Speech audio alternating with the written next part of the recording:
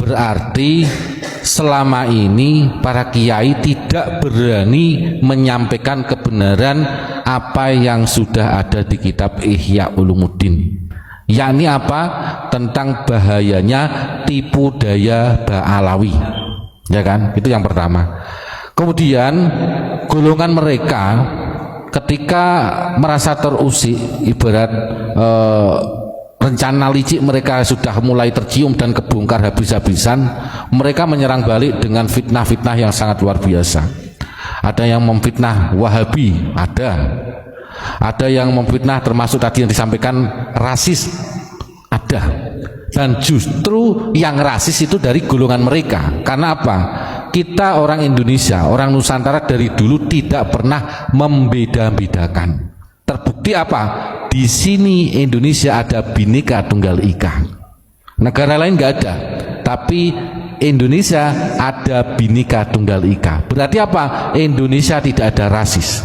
Justru yang rasis adalah dari para imigran-imigran Yaman yang cucu-cucunya sekarang itu saat ini menebar rasis. Contoh, Ane Duriah Rasul, kamu harus cinta sama Habib Rizik, ini seorang wali. Ini kan goblok ini namanya. Ini penyesatan ini. Siapa yang ngomong? Itu ada videonya di YouTube. Namanya Habib Novel Al Idrus. Itu Solo. Sedangkan dia sendiri di Solo itu numpang.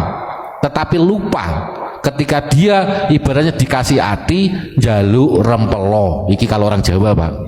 Tapi karena sudah kebangetan, saya sebagai orang Jawa Tengah, saya harus berani menyampaikan karena ini doktrin yang sangat menyesatkan. Kalau seorang wali jelas selalu mendoakan kebaikan kepada setiap umat atau makhluk ciptaan Allah. Itu salah satunya. Nah kan bisa dilihat, wong doanya saja itu semua jelek kok, ya kan? Bahkan ingin menghancurkan negara Indonesia, selalu melawan pemerintah. Kok dianggap wali?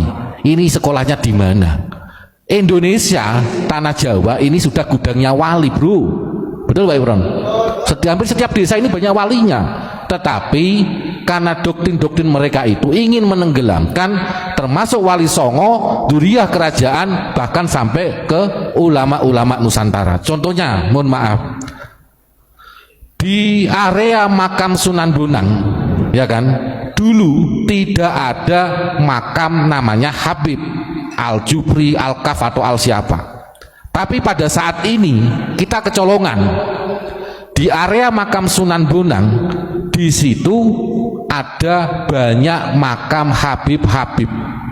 Sedangkan Duriah Wali Songo, Duriah kerajaan, saking takzimnya saja tidak berani meminta dimakamkan di lokasi area makam Sunan Bonang. Betul Pak Imron? Nah, ini kalau tidak kelakuan orang-orang Yahudi nggak mungkin. Kalau orang Nusantara pasti ada namanya tata krama dan etika. Tetapi pada saat ini Nusantara sudah cerdas semua, termasuk mereka bahkan ibaratnya ada doktrin kalau tidak mencintai Habib kafir. Ini doktrin sesat, nggak masuk surga macam-macam. Lah ini kan doktrin-doktrin yang menyesatkan. Ulama-ulama Nusantara ditenggelamkan gara-gara kitab dirubah oleh Wahabi. Mereka akhirnya merubah sejarah para wali, sejarah kerajaan, bahkan sejarah NU dan sejarah Jatman. Berdirinya Jatman Torekoh itu pendirinya adalah Kiai-Kiai Qadiriyah wa Naqsabandiyah. Sejarah Jatman dirubah, sejarah NU mau dirubah, bahkan di tubuh PBNU sendiri banyak Habib-Habib yang sudah menyusup di organisasi NU. Sedangkan muasis NU itu tidak ada yang namanya Habib. Bahkan mereka membuat tandingan 1926 berdirilah NU tanggal 31 Januari, maka 1928 mereka membuat tandingan, ya kan, yang didukung oleh Belanda pada saat itu, yakni namanya Robitoh Alawiyah. Kok sekarang ada doktrin antara Kiai dan Habib tidak bisa dipisahkan dari dulu? Ketemunya di mana? Mereka justru malah memisahkan diri. Tapi pada saat ini mereka menyusup, mulai ranting, ya kan, MBC, PCNU, PBNU sampai PBNU, ya kan, ada yang muhtasar posisinya macam-macam. Ini NU mau dihancurkan oleh orang-orang tersebut. Kita pada saat ini harus sadar dan berani menyampaikan kebenaran, karena ini kaitannya keselamatan negara kesatuan Republik Indonesia.